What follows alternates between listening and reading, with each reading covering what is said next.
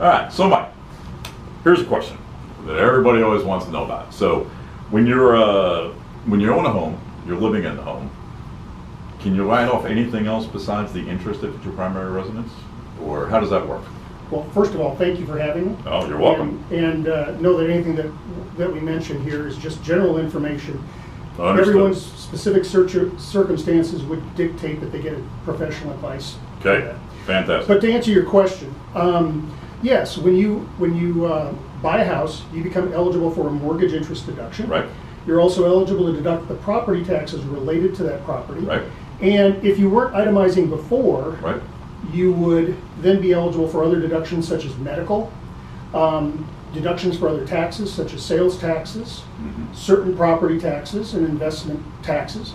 Also, you'd be eligible to deduct charitable contributions, and you may be eligible to deduct business expenses if you hadn't been claiming them before.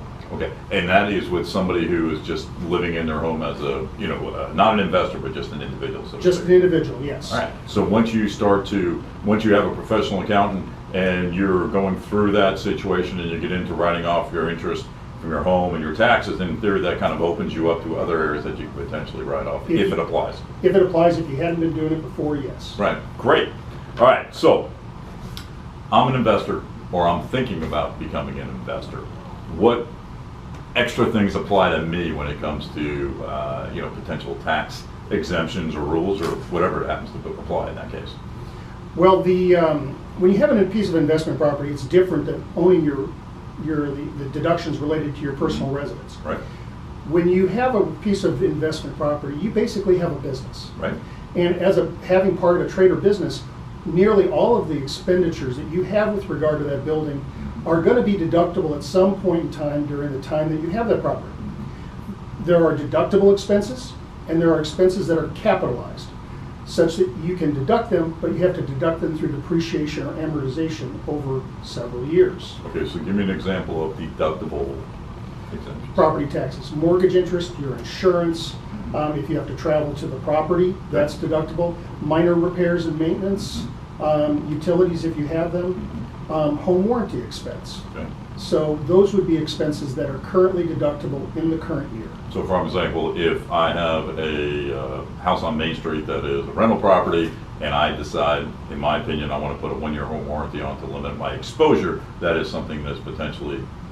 It would be a currently deductible expense. Right, under the current tax laws. Yes. Right, I understand. So what would be capitalized ones? Capitalized ones is the cost of purchasing the property in and of itself. Right. You can deduct the cost of the structure, not the land. Land is not deductible or depreciable. Also, any improvements, capital improvements that you make to the property over the years. Putting a room addition on, doing a remodel of the kitchen or the bathroom. Those are expenses that by their nature they improve the life or the value of the property, so therefore they have to be depreciated over the useful life of that improvement. And it sounds like you better be a pretty good record keeper just to protect yourself a little bit. Yes, I recommend that people, whether it be a personal residence or an investment piece of property, they keep a file on all of the purchase costs and all of the improvements that they make to that property during the period of time that they own it. Right. And I'm going to suggest too that if you're keeping it online, make sure you back it up type of situation. Or potentially keeping a paper copy if you want to do that too. That may sound redundant, right until you need it. So I'm just sharing with you, from that standpoint. Now, for argument's sake, I've had a number of customers over the years who have, delved into buying a rent house or two. And then they say, hey, I want to get out of the rent house business. Or they just, the market's gone up that they've got, plenty of equity in the house. And one of the things that I always share with them is I say, what you need to do is go talk to an accountant. And if you don't have one, you should have one. I'm telling you, especially if you have real estate, make sure that they understand what potential tax implications may hit them when they sell the property. So, so how do they establish? For argument's sake, let's say, give an example. So let's say somebody paid $100,000 for a property, and the market now says it's valued at $200,000, and they're thinking about selling. So how do you come up with, I guess there's a base point that you would work numbers from or something along those lines, or how does that work? Yes, well, everything works off the original cost basis. So if you bought it for $100,000 and let's just say $20,000 worth of land value. You've been depreciating the other $80,000 over the period of time that you had the property. Okay. Well, you've deducted that amount off of the basis of the property. Right. The basis is what you have invested. Right. So it wouldn't be impossible. You bought a property for $100. You have $20,000 for land, which isn't depreciable. Right. And of the rest $80,000, you may have deducted, say, $10,000 off of that. Okay. Through normal deductions for depreciation. Standard stuff. Standard stuff. Right. Well, you've already taken $10,000 of deduction, so that comes off the value of the property when you measure against the sales price. Okay. So you have $200,000 sales price. You had a $100,000 piece of property. Right. You've already deducted 10, so now you're measuring against $90,000. What about the land value? Would that have That's the 100 less the $10,000 of depreciation. Got it. Okay. That Got we've it. taken. All right. So that's where you're measuring your gain against. Now, not to forget the fact that you have closing costs associated with the sale of property. Those Right. are also deductible Right. as part of this process. Right. And so you would then measure your gain against, which we're going to leave out closing costs for the time being, say $110,000. Right. The first $10,000 is called recapture of depreciation. Okay. That is taxed at whatever rate you are in for that year. So for argument's sake, if I am in, I'm just throwing a number out there, a 20% tax bracket, or if I'm in a 30% tax bracket, whatever one applies is the one you're going to use. Yes. Ballpark? Yes. I don't really, it doesn't have to be exact, but something along those lines. Yes. And then the rest of it's taxed at the capital gains rates. Which is currently, Depending on what your income is, Right. it's either 15 or 20%. okay. It would probably be important to insert here that before you buy rental property, most people automatically think they can deduct everything associated. There are limits based upon your income, the type of business that you're in, and if you have passive gains or losses. Right. All rental activity is considered a passive activity. Right. So those other criteria, and you really need to have a professional counsel you on that before and in advance of trying to sell a property, so they know what the tax consequences are. Right. So in other words, going on the TurboTax and just going, let's try to figure this out, you're probably going to either, at least you're going to miss a lot of deductions, or B, get yourself in trouble. You'll certainly get a surprise. Okay, okay. That was a very diplomatic answer. So let me ask you a question. On the land value in there, would that be something that would be potentially established by what the, the appraisal district that you live in calls the land value, or how would that? That's as realistic as anything. Okay. I mean, when you get a standard appraisal, it doesn't break out land from structure customarily, Right. does it? And that's customarily what we use. You just have to have a reasonable basis upon which to Right. assign a value. Okay. All right. Very good.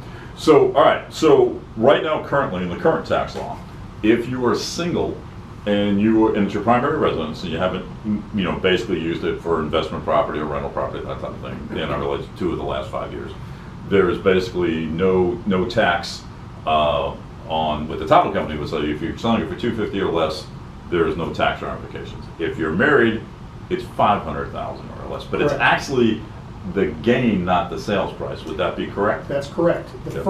For a single person, the first $250,000 of gain Right.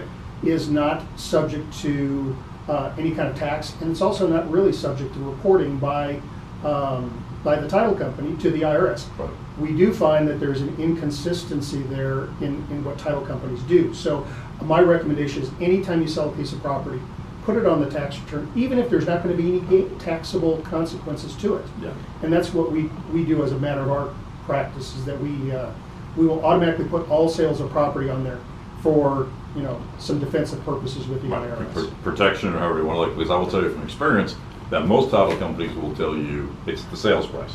But I know from speaking with you that it is the gain. So just to make sure we're on the same page here, would be if I paid $200,000 for a property. Now, do we depreciate the land? And that doesn't come into play in this case. All right. So I paid $200,000 for the property. I'm now selling it as a single person for $425,000. Again, same thing, since it would be less than a $250,000 gain, then there would be no tax ramifications on any proceeds coming out of it. That That'd is be correct. correct. That's And the correct. same thing if you take the same example, if you're married, 200 plus 500, again, as long as we're underneath that, there's no tax there. Yes. Now, as you mentioned earlier, that's with regard to a primary residence. Mm-hmm. And it's one more reason why you want to keep a file of all those improvements, because all those improvements add to your cost basis. So if you bought it for $200,000 Right. and you added $50,000 worth of improvements, all of a sudden you can take $50,000 more in sales price and still not have a gain. Okay, so again, take the same example. We bought that house for 200. We can validate $50,000 worth of improvements, right? And then we say we are now going to sell it for, again, we'll say, take the example of a single person. And as long as I'm basically selling it at $500,000 or less, then there's no tax ramifications. Correct. As long as I can verify. Correct. All right, good. All right, so again, going back to be a good record keeper. It helps. It helps. Okay, very good. And probably in this age, take photos and do different things probably wouldn't hurt. You know, I mean, to keep in a file. You know, that's like with all the digital world. Okay. Absolutely. Is there anything? Obviously, there's no tax ramification. So, would you? Is there anything that you can? And I understand that you get that buildup that we just talked about. But is there anything in that type of scenario, meaning where there is no taxes, that you can write something off in addition, or not really in that case? It doesn't really, I mean, I encourage people to give me all the improvements, but even if you're not paying any tax on the gain, Right. it doesn't make any difference. I understand. So in other words, you can't. Okay. So let's go back to the fact that let's say that it's a second home, so to speak. Okay. Yep. And it really doesn't apply in this case, meaning that you're correct that the gain would not.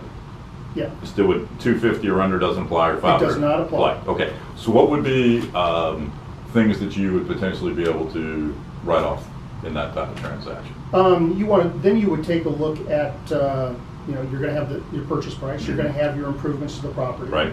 You're going to have your, any of the expenses that you incur in preparation for sale. Okay.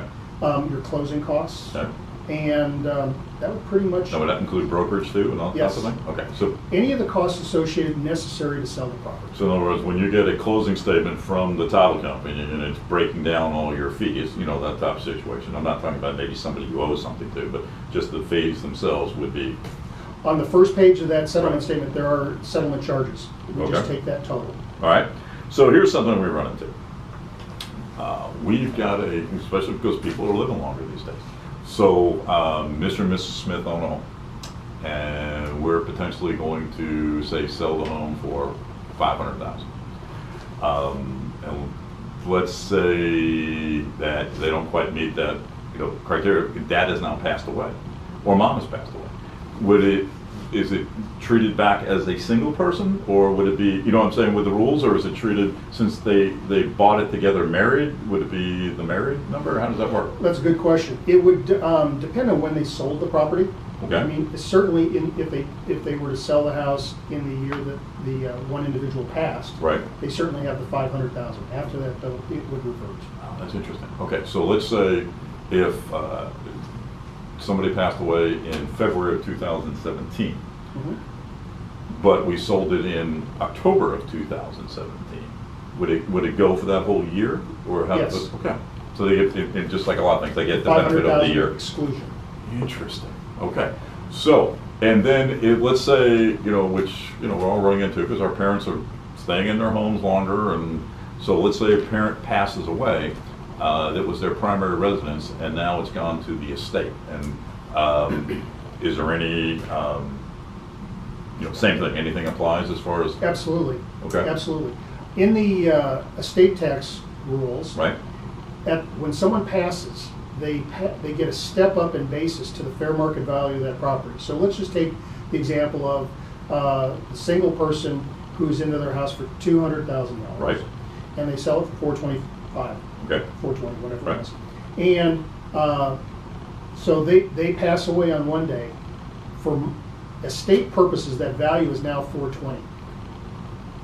So if they sell the house, if they were to sell the house the next day for $420,000, they would pay no gain, pay no taxes on a gain, because there would be no gain. Okay, so just to give an example, let's say in January of 2007, my aunt, where my mom bought a house for let's say she bought it for $200,000 in the past, right? Is that what we're saying? And then she sold it for $420,000, and then she passed away. I guess I'm a little confused on all that. Okay, you're talking about a sale before the person passed, or? No, because I'm the really person talking about passed? sale after the person passed. That's Okay, what I call it. so the estate tax rules put into place, and these are separate, and these are complex. Right. The estate tax rules allow people to pass up to almost $5.5 million worth of assets tax-free to their beneficiaries. Okay. Does that mean that it's not taxed? No, it means that there's no, they've been able to pass that value on because of the estate tax rules, Okay. which are complicated, we're not gonna get into Understood. here. Right. So, so the equivalent is that the value of that house at 200 that's now worth 420 Right. transfers to its heirs at a value of 420. Understood. That is the basis upon which they will measure gain or loss from. So if they were to go out and sell it the next day for 420,000, There's nothing. there's no gain or If loss. they sold for 500, Then they would have 80,000. Okay. which would be taxable because none of the exclusion applies. Got it. Now, would that apply to the rates of the people who are inheriting it, their individual rates, or is it? Yes. Okay, got it. Okay. All right. So, I think we've covered, now let me ask you this. So same thing, if they're, let's say the estate is doing X amount of things to prepare the home to get sold. Yes. Same thing, they can write those off? I keep those as part of the cost of preparing the Preparing house for sale. Okay. Yes. All right. All right.